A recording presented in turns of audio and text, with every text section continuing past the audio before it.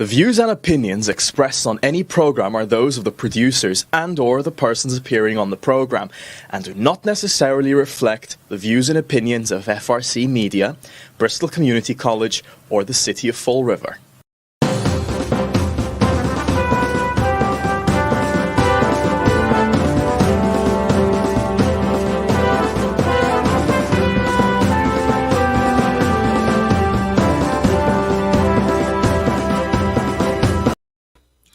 Well, hello. Welcome to Spindle City Straight Talk. I'm Chip.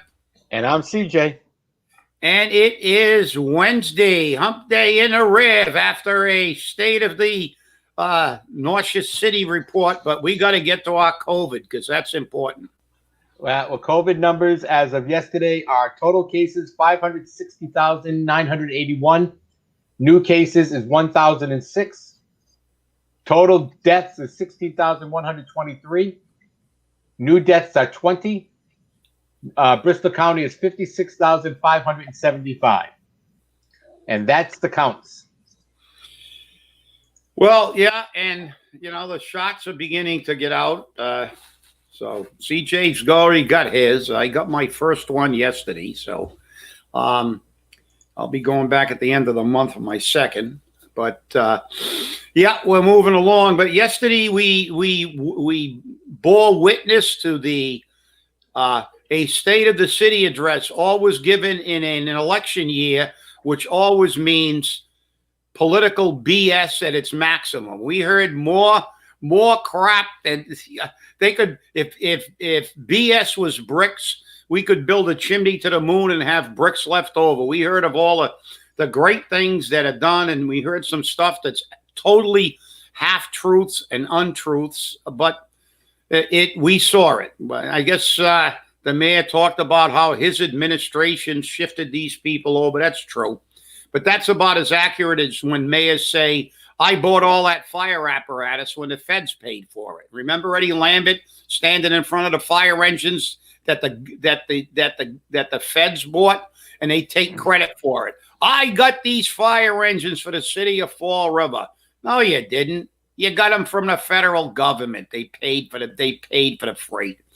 Yeah, we got people shifting over from into Medicare that were non-Medicare eligible, but it wasn't because of the altruism of the city. It's because they realized they could save money. This is nothing new. It just happened to happen during his administration because they finally woke up. Blue Cross has been migrating people into Medicare all over the state and all over the country because it's cheaper for cities and towns, because the feds pick up, again, the feds who pay for the fire engines pay for 80% of the medical costs. So therefore the city gets more money in its pocket, and they finally realized it. And they, even though we recommended it a long time ago and they just didn't want to hear it, but finally they're in a position. So that's number one. The number one claim that, oh, look what I did. Well, you're half right. You did it this is happening while you're sitting in the 6th floor. But it could have happened when Sam Sutter was sitting in the 6th floor, or when Jasiel was sitting in the 6th floor. It's something that should have been done a long time ago, and it wasn't. And so, but it's being done. So cool. So that's it. So hype that up. That's the foundation of what you did. And the other thing was, and I got to bring this up, CJ, and give it some background, and you can comment because I know you've watched that thing, and I can see all the holes in your eyes from sticking. That's right. So, but the fluid is leaking. Then it looked like there was a little kind of a plan. Linda Pereira talked about the employee trust fund and $7.6 million in that trust fund, and how wouldn't it be nice, don't you think, if we had a holiday for the employees and everybody would really be happy? And of course, Mary Sahadi agreed. So whenever Mary Sahadi agrees about anything, you know that there's an ulterior motive. Well, remember something. The mayor came after the health care in his first year. He tried to put us in a GIC and shift thousands, literally thousands of dollars of cost of the healthcare into the employee's pockets. Okay, you were going to have to pay $115 more for a tier 3 drug per prescription. You had to get $10,000 more out of pocket. You were going to pay $700 more to go to a hospital in Boston than you do now in the current plan. So this is the same administration. And even this year, they tried to slide a third-party administrator in at the 11th hour, and nobody except Stoughton has a third-party administrator. They gum up the works. But she said, well, we're negotiating with the IAC. Well, number one, it shows that Mary Sahadi doesn't know what she's talking about, but we all know that. You don't negotiate with the IAC. What does the IAC stand for? The Insurance, wait for it, Advisory Committee. They only can advise and make recommendations. To who? The actual bargaining representatives, the PEC, the Public Employee Committee, which has a member from every single union. So number one, it's not a bargainable issue. 32B says the employees decide how they use their money and what happens with excess money. And she can read the law. I won't give you the section and let her work a little bit, but it's stipulated in 32B. And this is the problem. And you know this, CJ, and you can expand on this.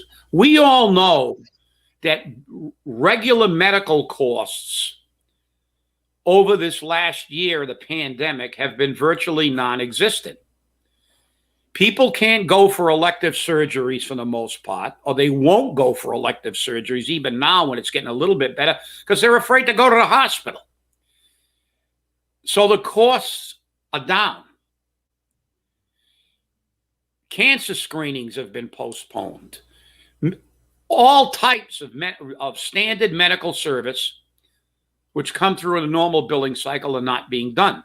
So obviously, our trust fund is going to go up because we're not paying as much out in bills. Most of the stuff is going to be covered by COVID.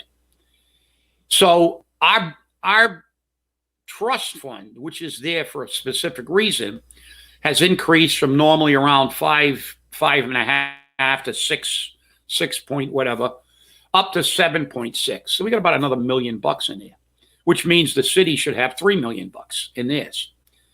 Now all of a sudden they're always complaining they have no money. Now they want to give out a holiday. Why? Because it's an election year. But the problem with that is, and I'm going to explain this at tomorrow's retirees meeting and when we have another PEC meeting, the problem is this is a false spike. It's only caused because medical procedures that are going to get done are being delayed. Yeah, we got $1 million less. But those procedures, at some point in time, people will go and get those procedures that they have been delayed, and we will get $1 million of additional claims over the normal claims. That's why we have to look at that money and say, wait a minute, we got a spike because when people aren't going for knee surgeries and whatever, cancer screenings, but once this thing becomes a little clearer, all those things are going to go. So that means in the next billing period, we are fundamentally going to get all those procedures in addition to the procedures that would normally take place within the actuarially projected period.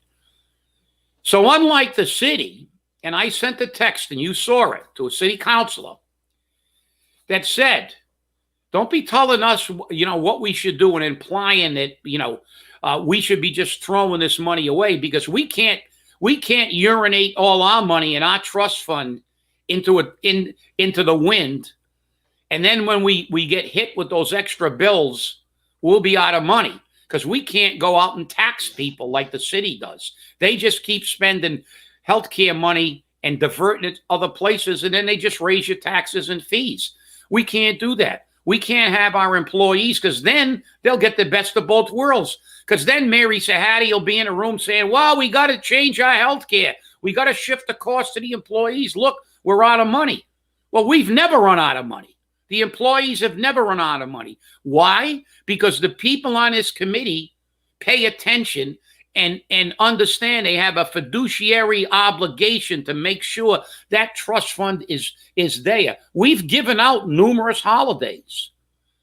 When we have periods and we have enough in that fund to ensure with 100% guarantee that when we give that holiday, we are not going to run short. Because when we run short, our people are going to pay more in more than one way. And that really irritated me last night. For that to come out in front of the council, it's a half a story. It's absolute BS. That extra money there is there because people aren't going to the doctors, but they will eventually do it, and we will have a reverse spike. It will go up rather than down.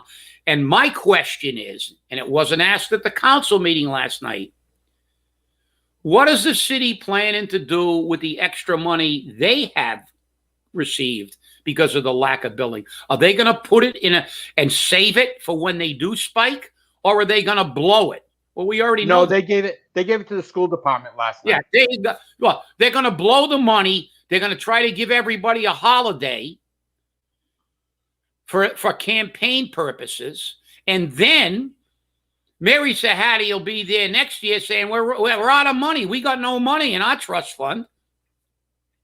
That's not going to happen to us, because unlike Mary Sahadi and the mayor, we're not going to be, we can't get tax money. We can't increase fees. We can't give contracts to everybody, run out of money and say, well, the hell with it. We'll just go to our ATM machine, which is the American taxpayer machine. So this is the problem. And that state of the city is like all state of anything during an election year. You need hip boots to wade through the crap.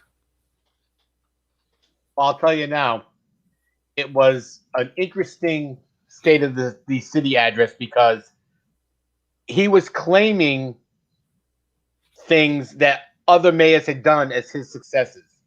For instance, the waterfront. He said very clearly that, the waterfront was something that he's doing to put forward, and that wasn't started by him. That was started by Flanagan. And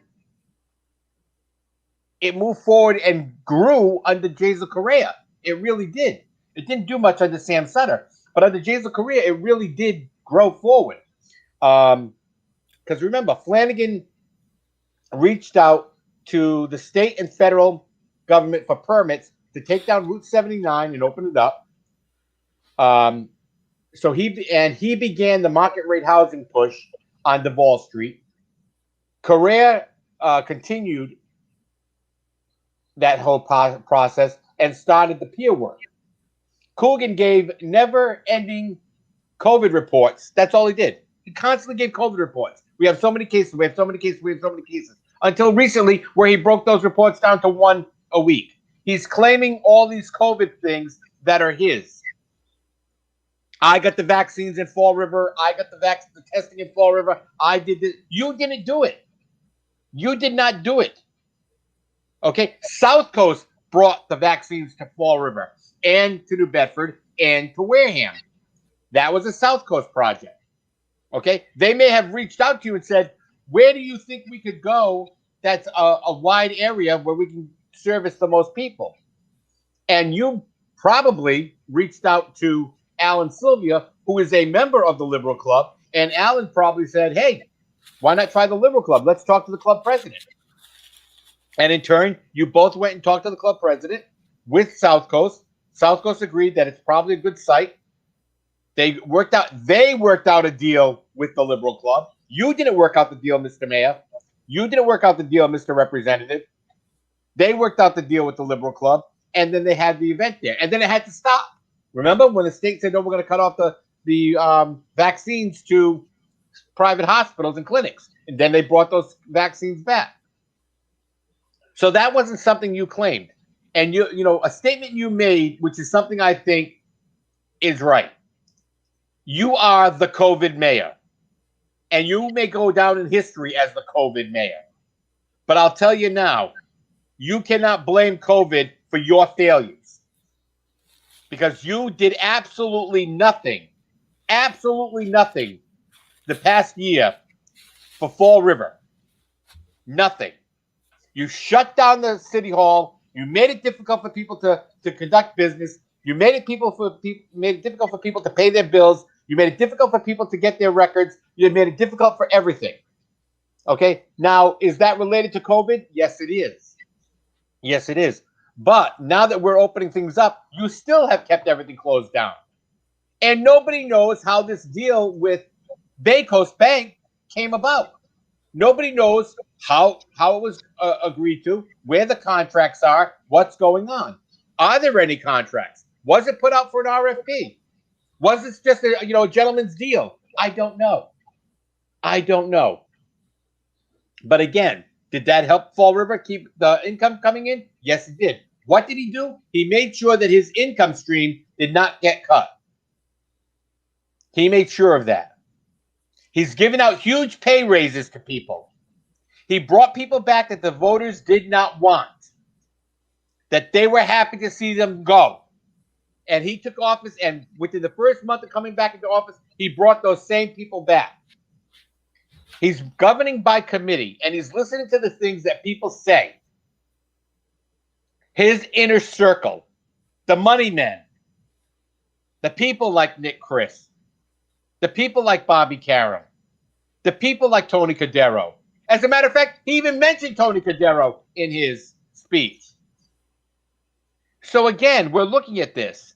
He wants to make market rate housing all over downtown. He wants to expand downtown into Pleasant Street. He wants to see the hustle and bustle that we used to see in downtown. You're not going to see that. You're not going to see that because there are no businesses downtown. It's not like the 1960s, the 50s, the 40s, the 70s, where there was a Virginia Dare and a Campus Shop and this and that, and Sawyer's and Cherry and Webb and all of these other stores, McWhirr's, Woolworth's, Empire Men's Shop. Empire Men's Shop. Yeah, exactly. None of those shops are there anymore. There's nothing in downtown to generate that type of foot traffic. You even moved the bus terminal from the center of downtown to the outer end of downtown because it made more sense, according to the people at B, because they took the old bus terminal and made it a courthouse, which was the biggest mistake Eddie Lambert ever made, which destroyed downtown or any future. And putting housing in downtown also contributed to the destruction of downtown. This is what Fall River has to deal with now. And you're not dealing with those realities, Mr. Mayor. I don't know what fantasy world you live in, but these are realities. I can venture a theory on what he's living in. He's living in the election year hyperbole of making promises that you can't keep. As we always say, we always hear about tourism. Who's going to come to Fall River? The reality is, though, that you're talking about he wants to see a bustling Pleasant Street. Number one, let's look at the Fall River when we had a Pleasant Street and every store was occupied and every store on South Main Street was occupied. We had a Fall River where 85% of the people who were contributing to those stores have left the city. Okay, people had jobs. They had jobs in the mills. They had jobs we had jobs. We had a working class environment. It wasn't Newton. We didn't have a bunch of high-paid college people, but we had people who got a paycheck every week, who went to those stores to buy things. What have we got left? We've got a city that virtually the average household income is below the national poverty level. We have a city where people don't work, can't work. So how are stores? We've gone over this ad nauseum on this show. Politicians, we're going to save Fall River with tourism. Yeah, they're not going to go to Newport. They're going to come to Fall River. Yep, that's crap. You're between Newport and Cape Cod, the two most prolific tourism destinations in the Northeast. So to do that, people wake up. Don't believe the garbage. You are not gonna create Amazon's running places out of business in places where people do have jobs. You're not going to have a bustle. You've got to change the whole dynamic. You have to change the whole dynamic of the city. And I'm glad you brought that up, because to prove this, all these shakers and movers and money men and elitists, what do they have in common when they're done making all their money and it doesn't serve them any longer to live in Fall River? They bail. They all leave. What did Nick Chris do as soon as his wife got out of the Fall River school system? He moved out of the town, didn't he? He doesn't live in Fall River anymore. Ray Hague was city council, then the veterans agent. He's leaving now. Where's he going? Dighton. Where does he live? Dighton. Gone. Mary Sahadi has half her meetings from Florida. You think she's going to stay in Fall River when she retires? You think anybody is going to stay in his armpit that doesn't have to, for the most part? Only dummies like us, we stay here. But the fact is that this is all, pay attention, voters. Pay attention to what they're doing. They're running the same con they've been running on you for 20 years. We're going to fix the waterfront. We're going to have 1 million people at the waterfront. Well, we were going to have 500,000 people when we had the carousel. I think we got 12. Not 500,000. We were going to fix it when we were going to have another 1 million tourists when we got the bounty. I don't care what you fix up the waterfront. I don't care how much you fix up the waterfront. It's never going to generate the kind of income that they propose. It's crap. It's crap. This city has to be changed by bringing in, training people to have jobs, and then making it attractive to them to stay in this city after you get them jobs. Training programs to make people welders or tradesmen or whatever, to change it. We blew it. We had the best deep water port in the area. Did we go to containerized shipping like Providence? Absolutely not. All they do is give you a line of bullshit and tell you that this is going to cure everything. Remember, for 20 years they've been curing our problems and they've only gotten worse. Don't believe it. What you need is people to stand up, start running for office, and start saying, protect the taxpayer and turn the city around. You can't do it the way we're doing it. This is the definition of insanity. Keeping the same old political system, the same old political solutions, and expecting a different result. And that's the problem, at least in my opinion. Well, I agree with you. And I the mayor focused on the waterfront. He focused on Pleasant Street. He focused on downtown, all of which was after the fact. And as a matter of fact, which I thought was amazing, in his slideshow during his State of the City address, they had a street project going on. And guess what sign was behind the street project? Jasiel Correa. Jasiel Correa. So obviously that street project was taking effect around the Jasiel Correa time. Yeah. And it's done now, isn't it? So isn't that done, CJ? That I don't know. It might be. Almost done? Yeah. Well, the last time I went to Purchase Street, I didn't see hordes of people visiting Purchase Street. Neither have I. And then he touted that he brought outside dining to Fall River. And granted, he did. But he failed to mention the fact that they spent some money on the heaters, which they gave to the restaurants or lent to the restaurants. If those are our heaters, where are they? Because obviously nobody's having outside dining right now. Are they keeping those heaters? Are we not getting them back? Are they city property? Are they gifts or grants to these restaurants? I don't know. It's going to be interesting. Well, it's going to be interesting to find out. Well, we have to see. And We look at the elitists who are making all the big money, and they have one thing in common. They don't care if this actually works or not, as long as they make their money. And then they can go somewhere else when they can't milk the city any longer, or they'll still milk it from long distance, but they're not going to live in the city. And, you know, that is in itself a tragedy, because they talk about Fall River and, oh, we love Fall River. You don't. It's all about money. All they want to do is get money and provide solutions that never come to fruition. We need people to get up and run for office, vote for them, vote in their own interests, and pay attention. When you've got the same old, which this administration has unfortunately proven to be, we're not going anywhere.